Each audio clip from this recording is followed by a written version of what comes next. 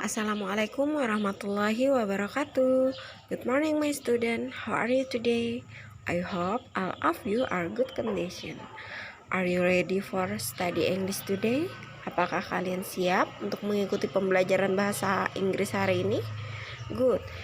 Jika kalian sudah siap, jangan lupa untuk menyiapkan alat tulis kalian. Nah, sebelum kita melanjutkan pembelajaran kita pada hari ini, marilah kita bersama-sama berdoa menurut agama dan kepercayaan kita masing-masing. Berdoa dimulai. Berdoa selesai.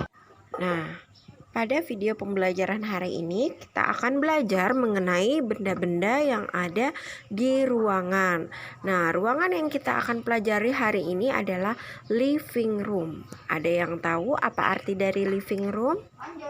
Ya, betul sekali. Living room artinya adalah ruang tamu. Jadi hari ini kalian akan mengenal benda-benda apa saja yang ada di ruang tamu. Disimak baik-baik ya. Yang pertama yaitu fotograf. Fotograf artinya adalah foto. Selanjutnya sofa yang berarti sofa, clock, jam, table, meja, vas, fan, kipas angin, akuarium, television, televisi, lampu, karpet, curtain, horden. Nah, itulah benda-benda yang ada di ruang tamu. Masih banyak sekali benda yang dapat kalian temui di ruang tamu. Baiklah, untuk lebih mengingatnya, kita akan mengulang lagi benda-benda apa saja yang ada di ruang tamu dalam bahasa Inggris. Kalian dapat mengikutinya di rumah kalian setelah ibu membacakannya. Are you ready? Ready. Oke, good. Yang pertama, fotograf, yang berarti foto. Sofa. Yang ketiga ada clock yang berarti jam. Yang keempat table, meja. Vas, fan yang berarti kipas angin. Akuarium yang berarti akuarium. Television yang berarti televisi. Lamp yang berarti lampu.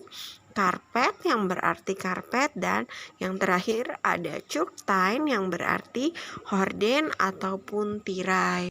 Selanjutnya kita akan mengenal kata there is dan there are. Nah, perhatikan ya, there is dan there are memiliki arti yang sama, yaitu ada. Hanya berbeda pada penggunaannya. Kita menggunakan there is untuk benda yang jumlahnya hanya satu. Sedangkan kita menggunakan there are untuk benda yang jumlahnya lebih dari satu atau banyak. Nah, contoh penggunaan there is adalah sebagai berikut. Kita akan membuat bahasa Inggris dengan kalimat ada sebuah sofa di ruang tamu.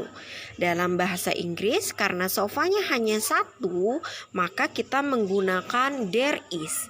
Jadi, ada sebuah sofa di dalam bahasa Inggris adalah there is a sofa. A di sini berarti sebuah. Jadi, kalau ada sebuah sofa di ruang tamu, maka kita dapat menggunakan there is a sofa in the living room.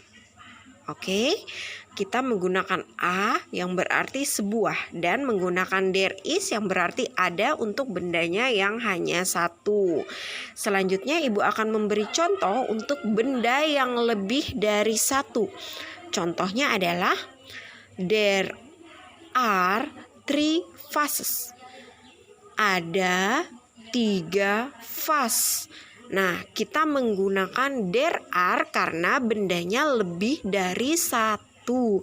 Jadi, There are three. Three artinya 3 dan vases artinya vas.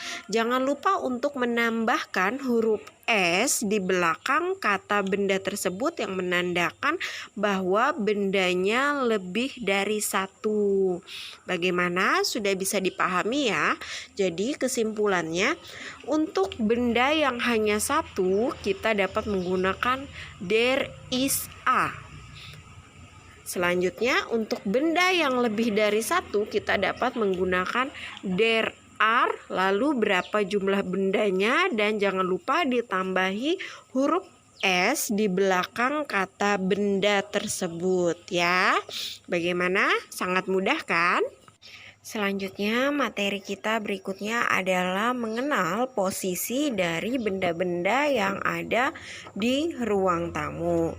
Nah, sebelum mengenal posisinya atau tempatnya, kita harus mengenal dulu mengenai posisi dalam bahasa Inggris.